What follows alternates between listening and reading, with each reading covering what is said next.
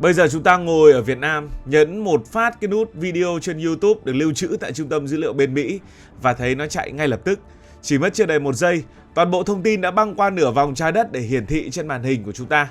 Cái sự mượt mà này khiến nhiều người trong chúng ta vẫn lầm tưởng rằng mọi dữ liệu Internet đều được truyền qua các vệ tinh bay lơ lửng ngoài vũ trụ hoặc thông qua các cột sóng không dây phát đi trên tầng khí quyển. Thế nhưng thực tế lại diễn ra theo một cách hoàn toàn khác, bởi vì có đến hơn 99% lưu lượng Internet toàn cầu đang âm thầm chảy qua những đường cáp quang đặt sâu dưới đáy đại dương. Internet đã vượt đại dương như thế nào? Sự bùng nổ của Wi-Fi, mạng di động, 4G, 5G và các thiết bị thông minh vô tình khiến chúng ta tin rằng Internet là một thứ gì đó vô hình luôn bay lơ lửng xung quanh để máy tính hoặc là điện thoại bắt lấy. Ngay cả khi nghĩ đến việc kết nối xuyên lục địa, hình ảnh đầu tiên hiện lên trong tâm trí nhiều người thường là những vệ tinh nhân tạo đắt đỏ đang bay quanh quỹ đạo trái đất hoặc là những chòm vệ tinh tầm thấp đang được quảng cáo rầm rộ. Trái với những hình ảnh này, hạ tầng cốt lõi giúp thế giới kết nối lại với nhau thực chất lại là một mạng lưới dây cáp vật lý khổng lồ, chằng chịt và vững chắc nằm im lìm dưới đáy biển sâu từ hàng thế kỷ nay. Người ta không chọn bầu trời làm tuyến đường chính cho Internet bởi vì bầu trời chứa đựng quá nhiều giới hạn vật lý mà công nghệ hiện tại chưa thể vượt qua. Lý do khiến các kỹ sư chọn giải pháp đi vào trong lòng biển thay vì bay lên trời ở bài toán hóc búa về tốc độ và truyền tải, độ ổn định cũng như dung lượng. Cái vệ tinh dù nó hiện đại cho đến đâu thì cũng phải bay cách mặt đất từ vài trăm cho đến hàng nghìn km, khiến tín hiệu sóng phải mất rất nhiều thời gian để đi lên trên trời rồi phản xạ ngược xuống, tạo ra một khoảng trễ rất lớn. Trong khi đó, các đường cáp biển thông tin bằng các hạt photon ánh sáng chạy trong một đường ống cố định mang lại tốc độ phản hồi gần như tức thì, với chi phí thì rẻ hơn, dung lượng thì lớn hơn so với bất kỳ mạng lưới vệ tinh nào. Hơn nữa, bầu khí quyển của trái đất luôn biến động với mưa, bão, mây mù và nhiễu từ trường, có thể dễ dàng làm suy yếu hoặc gián đoạn sóng vô tuyến, trong khi đáy đại dương sâu thẳm lại là một môi trường cực kỳ ổn định và tách biệt. Vì vậy, mỗi khi bạn gửi một tin nhắn cho người thân ở đâu đó, dòng dữ liệu đó hoàn toàn không bay lên vũ trụ mà thực chất đang chọn con đường an toàn nhất và nhanh nhất, như là dữ liệu ra nước ngoài, đó là lặn xuống dưới dòng nước để vượt qua đại dương.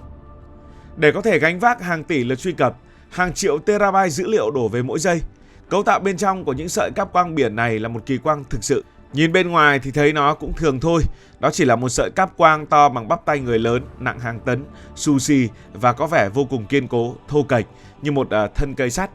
Thế nhưng sự thật kinh ngạc là phần cốt lõi đảm nhiệm nhiệm vụ truyền tải toàn bộ thông tin lại là một sợi quang thủy tinh cực kỳ tinh khiết, mỏng manh, có kích thước tương đương một sợi tóc của một con người. Mọi sự vững chắc to lớn ở lớp vỏ bên ngoài thực chất chỉ tồn tại vì mục đích duy nhất, đó là bảo vệ sự toàn vẹn cho những sợi thủy tinh siêu nhỏ nằm ở chính giữa. Chính vì phần lõi thủy tinh này quá dễ tổn thương trước áp suất của biển sâu, sự ăn mòn của muối hay là mỏ neo của tàu thuyền, nên người ta phải bọc nó bằng rất nhiều lớp bảo vệ kiên cố. Từ trong ra ngoài thì đầu tiên nó được bọc bởi một lớp chống thấm nước, tiếp đến là ống nhôm hoặc đồng để vừa chịu lực, vừa dẫn dòng điện nuôi sống hệ thống, rồi đến những vòng dây thép bện chịu lực xếp khít với nhau trước khi phủ một lớp vỏ nhựa cao su dày chống ăn mòn ngoài cùng. Khi toàn bộ cấu trúc này hoạt động, các thiết bị chuyển đổi ở các bờ trạm sẽ làm một nhiệm vụ rất quan trọng, đó là dịch toàn bộ hình ảnh, âm thanh, video hay văn bản của bạn trở thành một chuỗi số nhị phân bao gồm các ký tự, đó là 0 và 1, chỉ có 0 và 1 mà thôi. Chưa dừng lại ở đó, chuỗi số này lập tức được một máy phát laser biến thành các xung ánh sáng chớp và tắt với tốc độ hàng tỷ lần mỗi giây, lao đi vun vút bên trong lòng sợi cáp quang. Ánh sáng cứ thế nảy qua một đường ống thủy tinh siêu tinh khiết xuyên qua lòng biển để mang thông tin đến bờ bên kia. Một máy thu ở bờ bên kia sẽ dịch ngược những cái luồng ánh sáng này thành dữ liệu ban đầu để hiển thị lên màn hình của người nhận. Vậy thì hành trình vượt biển sẽ diễn ra như thế nào? Quá trình đưa một tuyến cáp quang từ đất liền xuống đáy đại dương sâu thẳm để kết nối các châu lục là một hành trình gian khổ, tốn kém hàng trăm triệu đô và đòi hỏi sự chính xác đến từng cm của các kỹ sư. Trước khi bất kỳ một sợi cáp nào được thả xuống, các nhà khoa học phải sử dụng những con tàu khảo sát chuyên dụng để quét sóng siêu âm, vẽ bản đồ 3D địa hình đáy biển trong nhiều tháng trời nhằm tìm ra lộ trình bằng phẳng và an toàn nhất. Họ phải tính toán tỉ mỉ để tránh các ngọn núi lửa ngầm đang chuẩn bị phun trào, các vết nứt, các rãnh biển quá sâu có thể gây áp suất, bẻ gãy vật liệu, hay những vùng biển thường xuyên xảy ra động đất và sạt lở ngầm, bởi vì những vùng biển này có thể chôn hoặc làm đứt gãy đường cáp quang. Lộ trình của một sợi cáp quang biển vì thế không bao giờ là một đường thẳng tắp, nó uốn lượn mềm mại qua các thung lũng ngầm dưới đáy đại dương để tìm kiếm sự bình yên tối đa. Bởi vì dưới đáy đại dương cũng giống như trên mặt đất, có thung lũng, có núi, có hố, vân vân và vân vân. Khi lộ trình an toàn đã được xác định trên bản đồ, những con tàu chở cáp khổng lồ vốn được ví như những nhà máy di động trên biển, mang theo những cuộn cáp, và những cuộn cáp này thì dài hàng nghìn km, bắt đầu ra khơi để tiến hành công đoạn thả cáp. Ở những vùng biển nông bờ, nơi có mật độ tàu bè qua lại sầm uất và ngư dân thường xuyên thả lưới để đánh cá, người ta phải dùng những chiếc máy để điều khiển từ xa dưới nước, xới cái lòng đất lên tạo thành cái rãnh sâu, rồi mới nhét cái sợi cáp đó xuống, rồi lại lấp lại cẩn thận nhằm tránh bị mỏ neo hay là lưới cào làm tổn thương.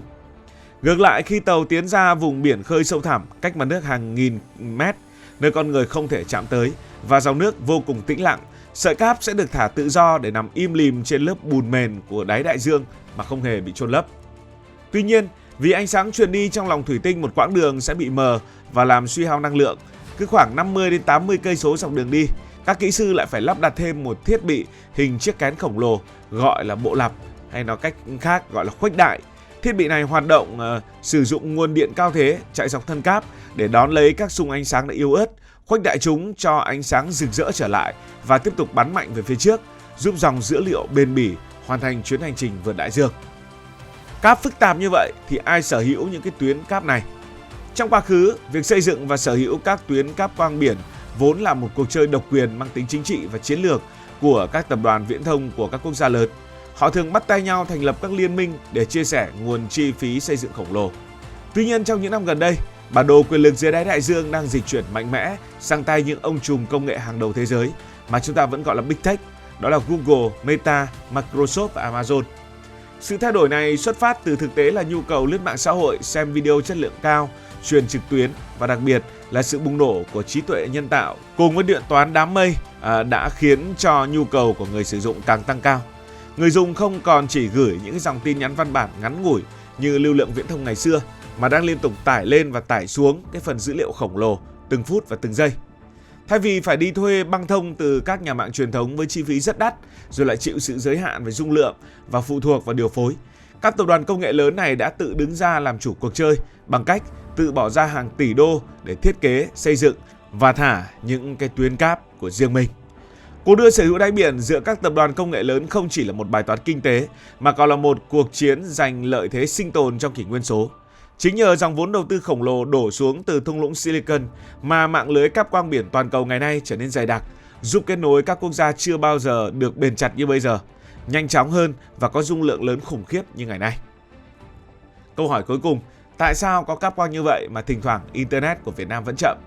Thì bất kỳ ai dùng Internet tại Việt Nam đều đã quen thuộc với cụm từ đó là cá mập cắn cáp xuất hiện ngập tràn trên báo, trên đài, trên mạng xã hội. Mặc dù loài cá mập đôi khi bị thu hút bởi từ trường yếu phát ra từ nguồn điện cao thế trong lòng cáp và tò mò cắn thử vào lớp bên ngoài, nhưng chúng thực chất chỉ là những nạn nhân bị mang tiếng oan cho các sự cố gián đoạn Internet. Những thủ phạm đích thực sau các vụ đứt cáp quang biển liên tục và kéo dài tại vùng biển nước ta không phải là cá mập mà chủ yếu là con người. Nguyên nhân chủ yếu dẫn tới hơn 70% số vụ sự cố cáp biển tại Việt Nam chính là việc con người thả neo sai quy định hoặc là neo đậu khẩn cấp các tàu chở hàng, tàu container khổng lồ di chuyển qua lại trên biển và mắc vào cáp. Cảm ơn vì đã quan tâm theo dõi câu chuyện này. Hy vọng con cá mập đã được minh oan. Nếu thấy thú vị, hãy nhấn nút like và đăng ký kênh.